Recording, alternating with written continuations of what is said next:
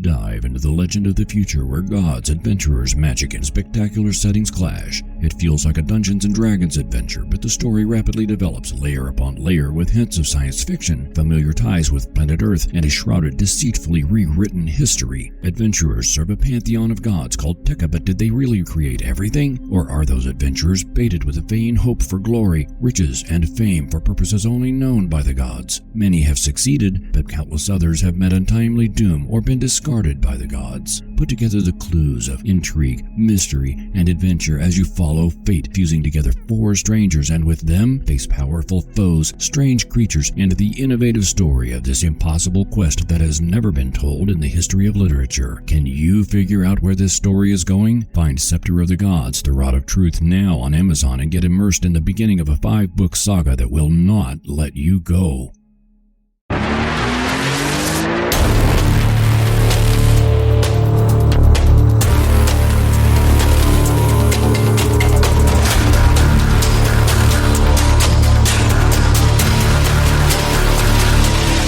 Good morning and welcome to the Motivational Devotional, where we are merging motivation and spirituality to create a daily dose of confident positivity. I hope that this morning's podcast will help you to be more spiritually and positively motivated so that you can transform your day. Good morning. I am Mark the Writer, and I want to thank you for joining me today. If you know anyone who could use some encouragement in setting goals or spiritual development, then please share this podcast or the blog version from motivational-devotional.com. Also, why not visit the Motivational Devotional Facebook page and follow us there? You can listen to every episode right on the page. Now, let's get started with today's Motivational Devotional.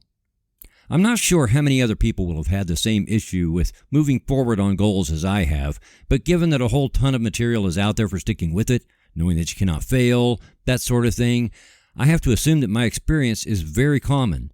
I've talked about this a lot over the past year of doing the Motivational Devotional, and not because I'm trying to tell everyone else what to do, but because this is one of the major things that has kept me stuck. This has kept me stuck a lot. This isn't about just being a more confident person, like having a poor self-esteem. That was my issue many years ago, but I've swung maybe too far the other way sometimes to where I've been overconfident and not paid enough attention to details. No, this is about pesky subtleties. It's the subtle nature of things like this that get us. Big, obvious things are easy to spot, easy to diagnose, and while not easy to fix, they're easier to fix than these little subtle things.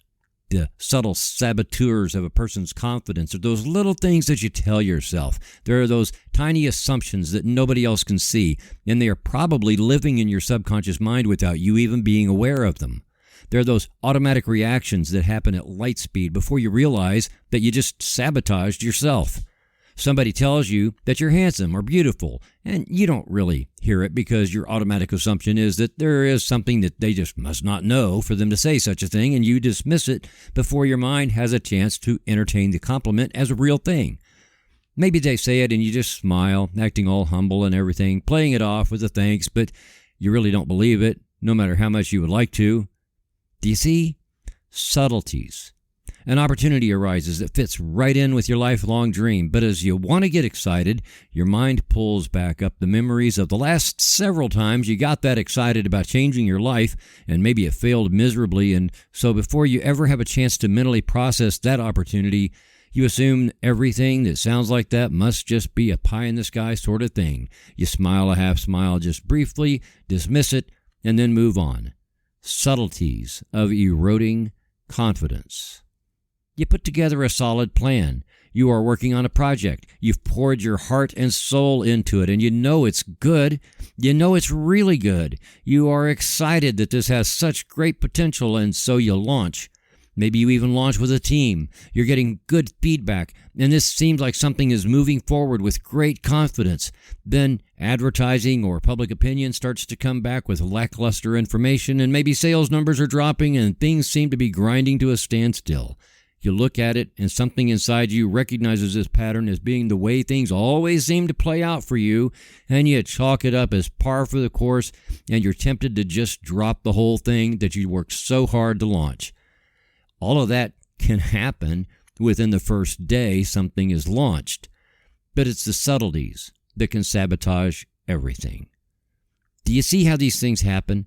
Personally, I don't think any amount of positive motivation, heart-pumping music, motivational sayings on the wall, playing podcasts all day will override those subtleties, because even though they seem tiny and are almost always overlooked, they are some of the most damaging and powerful things that work against us. They truly are sabotage. They're like a team of saboteurs who sneak into the heart of an operation in the dead of night, plant bombs, and then set them off without anybody realizing what happened. So when someone says that to be successful, you need to have confidence, and you say, "Yeah, I'm super confident. Let's do this." And you yell that with your fist pumping and your face is all tightened up and your mean game face, those saboteurs are still diligently going to work in the back of your mind, waiting for that moment of weakness that resonates with some element of hidden doubt buried beneath the broad, sweeping show of confidence. These are the little things that we need to work out. These are the reasons that you need to journal. You need to expose these saboteurs to the light of day, just like I do. I have been. I do. I put them right out there, baby, and I even talk about them here on the Motivational Devotional. When I take out an ad for my books and I research, and I'm 100% sure we've done the research and put together a stellar piece of advertising, and then I watch performance and it almost seems to go backwards, that little thing kicks in and tries to say, "See? This always happens." I think everybody has an inner Eeyore. Do you remember Eeyore from Winnie the Pooh? You know, the donkey that would say things like, "It'll never work. It's doomed. Always was. Always will be." Now, my saboteurs aren't that bad. Now, they used to be. I would get all cranked up and excited about something only to have the slightest obstacle come up, and here came Eeyore. But that one was easy to work on and eliminate. It's too obvious to not fix it. What's hard is the one that sounds like a well-meaning family member who just wants to save you from the heartache of failure. And so when things aren't looking great, this saboteur voice in your head kicks in to say, "It's okay, honey. You tried. You really did. No one will look at you badly if you quit now. You did your best. Let's go have some hot cocoa." You cannot listen to that voice. Well, go ahead and have the hot cocoa, but the only time you ever fail is when you quit. We've all heard that many times from many different voices. You hear it on Disney cartoon movies. You hear it on TV sitcoms. You hear it in countless memes that slide by in your doom scrolling. You and I have heard it enough that it should automatically play anytime we consider quitting on something. That same voice kicks in and wants you to think that while you shouldn't quit, you also shouldn't keep pouring energy into something that just isn't working. Well, true. So figure out why it isn't working, fix it, and keep moving forward. The cocoa is fuel, not a salve for a wounded ego. Moving forward with confidence is far more than doing a lot of hoorah like a squad of Marines or a football team. Confidence that runs deep is pure, quiet knowing that you are the magic, you are the glue, you are the missing link, you are the key. It's not that you hope things move forward, it's that you know that things move forward because of you. Do you catch the difference? Move forward with confidence because you are the reason that they will move forward. You don't wave a magic wand and it works. You apply yourself with relentless intent and it goes forward because you made it go forward. Bam. Done. Drop the mic. Well, not here in the podcast, but you drop the mic because you had the last word. So ferret out those saboteurs that have been undermining your confidence and then move forward. One of those saboteurs is trying to tell you that all of creation can't possibly be conspiring in your favor. Well, why not? How could you ever prove that it's not? Do you know how you prove that all of creation is conspiring in your favor? Move forward assuming that it is, and you'll find out that it's true. The universe always has your back. Never doubt it. Marshall Goldsmith, ranked as the world's #1 executive coach and top 10 business thinker for 8 years, said, "Our inner beliefs trigger failure before it happens. They sabotage lasting change by canceling its possibility. We employ these beliefs as articles of faith to justify our inaction and then wish away the result. I call them belief triggers.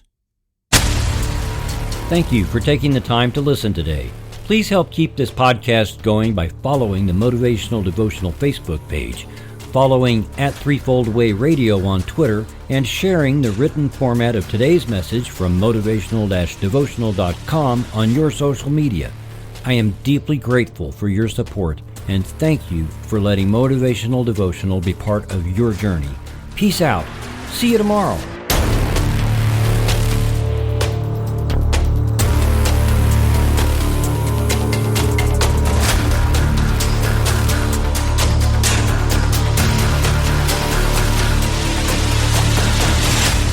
Motivational Devotional is in production of Threefold Way Radio, LLC.